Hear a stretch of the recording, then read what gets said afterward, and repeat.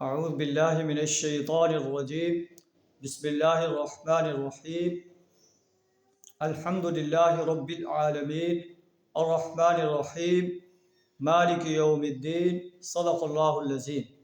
سورہ فاتحہ کی 3 آیات آپ کے سامنے تلاوت کی ہیں۔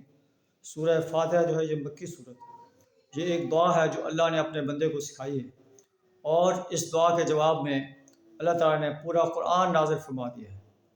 انسان اللہ سے دعا کرتا ہے کہ اہدنا الصراط المستقیم، اے اللہ ہمیں سیدھا راستہ دکھا دے، تو اللہ پورا قرآن اس کی ہدایت کے لیے نازل فرما دیتا ہے۔ یہ اتنی اہم صورت ہے جس کے بارے میں اللہ کے رسول صلی اللہ علیہ وسلم نے ارشاد فرمایا کہ لا صلاۃ لمن لم یقرأ بفاتحۃ الکتاب، اسے نماز کی ہر رکعت کے اندر پڑھنا لازم کر دیا گیا ہے۔ اور آپ صلی اللہ علیہ وسلم نے ارشاد فرمایا کہ جو شخص نماز کے اندر سورہ فاتحہ نہیں پڑھتا اس کی نماز نہیں ہوتی۔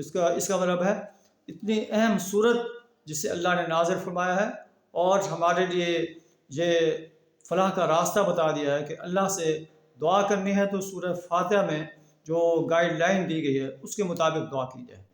تو نماز کی ہر رکعت کے اندر سورہ فاتحہ پڑھنا لازم قرار دیا گیا ہے۔ اسے تمام مکتب فقہ کے لوگ جو ہیں اس سے متفق ہیں کہ نماز کی ہر رکعت کے اندر سورہ فاتحہ پڑھی جائے۔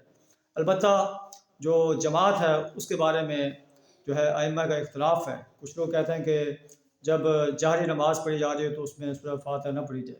کچھ لوگ کہتے ہیں جہری اور سری دونوں نمازوں میں سورہ فاتحہ نہ پڑھی جائے، اور کچھ لوگ کہتے ہیں کہ سری میں پڑھی جائے اور جہری میں نہ پڑھی جائے۔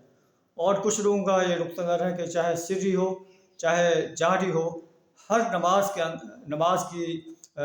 کے اندر جو ہے سورہ فاتحہ کو پڑھا جائے، کیونکہ حدیث جو ہے وہ اس بات پر دلالت کر رہی ہے کہ لا صلاۃ لمن لم یقرأ بفاتحۃ الکتاب، کہ جو شخص سورہ فاتحہ کو نماز کے اندر نہیں پڑھتا اس کی کوئی نماز نہیں۔ اس میں سری اور جہری نماز کی کوئی جو ہے اس میں فرق بیان نہیں کیا گیا ہے۔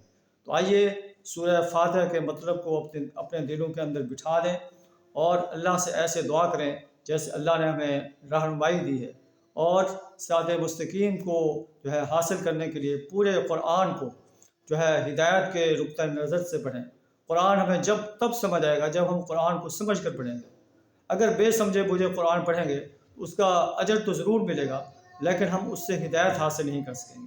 قرآن کی زبان کو سیکھیں، قرآن کے ہر لفظ کو، ہر آیت کو سمجھ کر پڑھیں، اس پر عمل کریں، قرآن کی انسانیت کے سامنے دعوت پیش کریں۔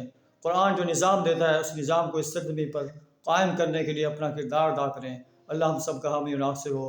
وآخر دعوانا الحمد للہ رب العالمین۔